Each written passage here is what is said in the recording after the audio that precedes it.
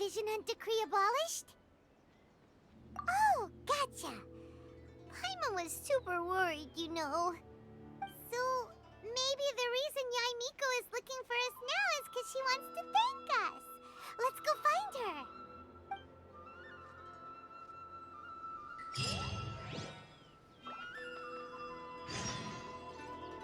What?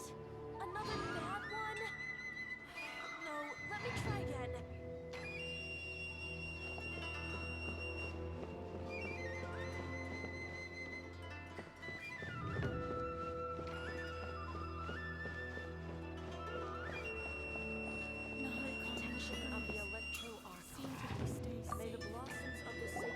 Why, hello.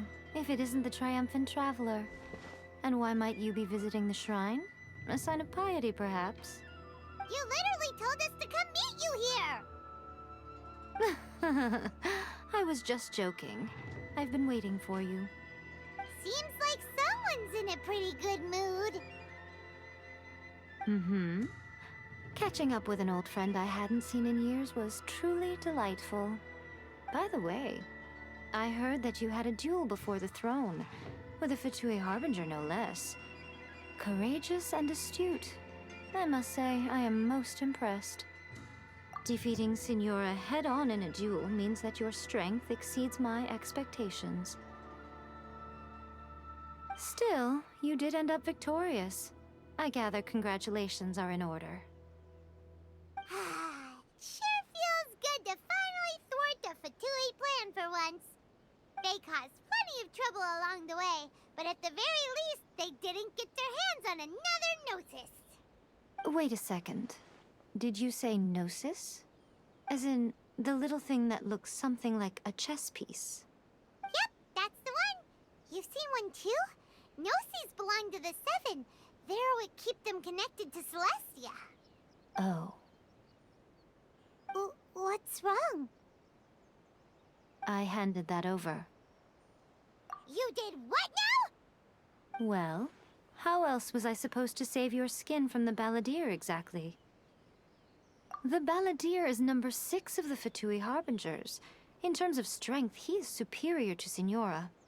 I'm not the kind of person who risks life and limb for any old reason. You did... for once, Paimon just does not know what to say. After A created her puppet vessel, she no longer had anywhere to put it. As her erstwhile closest friend, A handed it over to me, and I've kept it in the Grand Narukami Shrine ever since. She no longer needs the power of the Gnosis, and in any case, she tells me she has severed ties with Celestia. Thus the Gnosis became not only useless, but also a potential source of conflict. Is that not a good bargain, exchanging it for the one at the core of the plan? Judging by the results, at least, I dare say I struck a good deal. When you put it like that, Paimon has to agree. The Traveler is worth more than a Gnosis. Well, what's done is done, and Paimon heartily thinks we'll be getting it back now. Let's leave the past in the past. So anyway, you still haven't told us why you called us here today. It's to thank you. Really? You intend to travel all over Teyvat, and the time has come for the Inazuma leg of your trip to come to an end, has it not? As a mark of my gratitude, I will answer any questions you may have about the road ahead or the events of the past.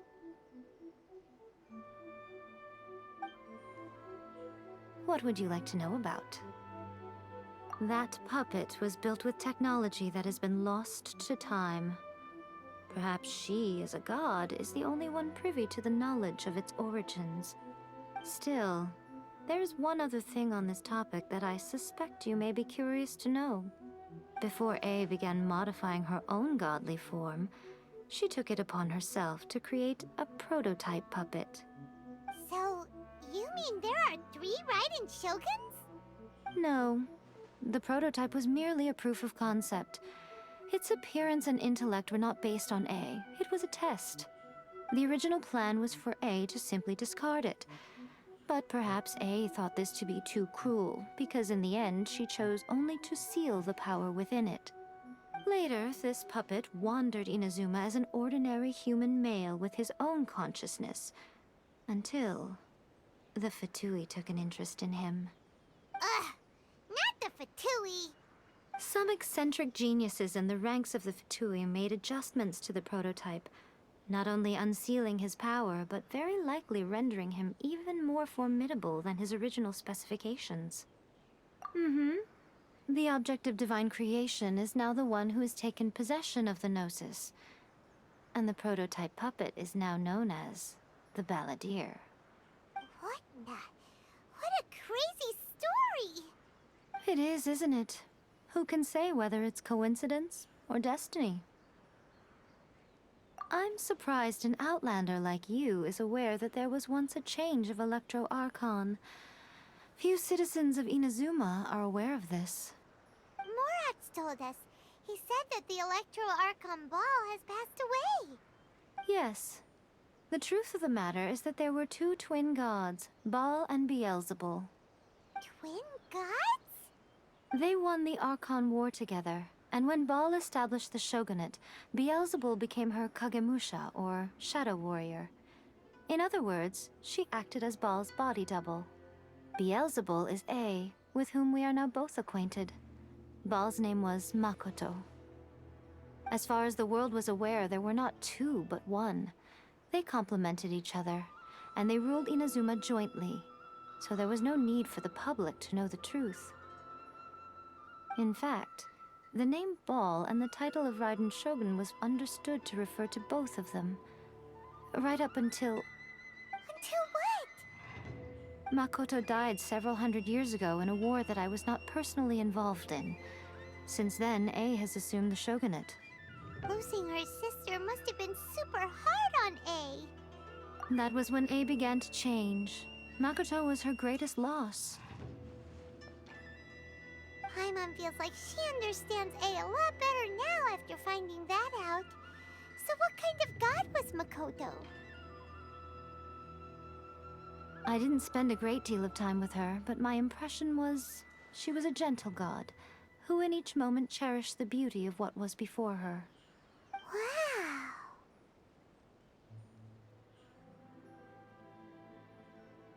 Sorry, I haven't a clue. I'm also unfamiliar with the god you describe. But if you still have doubts about A, I would say they are misplaced. Not only does she not fit your description, but she voluntarily gave up her gnosis long ago, severing her ties with Celestia in the process. That's good to hear. Otherwise, given that I'm her familiar, it could have made our relationship rather awkward, don't you think? Don't worry, we aren't looking to pick a fight with you. I wish you the best of luck. May you soon discover the truth behind it all. As for your brother's whereabouts, I will use all the resources at my disposal to investigate it, and I will also borrow some of Ayato's people from the Shiumatsuban. I'll let you know if I find out anything. After leaving Inazuma, I think it would be easiest for you to go to Sumeru. Ooh, Sumeru! We've run into loads of scholars from there on our journey so far. Yes, well, Sumeru is the land of the god of wisdom, where the quest for wisdom and knowledge is never-ending. But their obsession gives rise to some truly inexplicable things. For example, in Sumeru, knowledge is holistically managed as a resource. Knowledge is a resource? Yes. I don't know whether it was the sages or Lesser Lord Kusanali who came up with the idea. Lesser Lord Kusanali? That's a cute name. Oh, you haven't heard. Lesser Lord Kusanali is the deity in whom the people of Sumeru place their faith. It's their chosen term of endearment for her. I'm sure you must have some things to discuss with her too. I wish you all the best.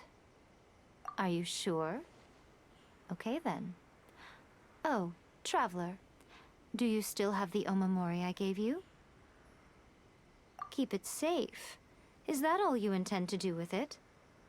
There was me thinking that you might hang it around your neck to show off to the world, telling everyone who inquired that it was given to you by none other than Yae Miko, the wise and beautiful. Who in their right mind would do that? Okay, I'll stop. Now, a question for you. Traveler, what is your ambition? I see. But that is merely a small goal, based on what preoccupies you here and now. Your ambition should be something that transcends the world below and the starry sky above. Something that shines in unison with fate itself. Perhaps the reason you do not possess a vision is that such an ambition has yet to be engendered within you. It's a possibility. Continue on your journey, and maybe that moment will come to pass.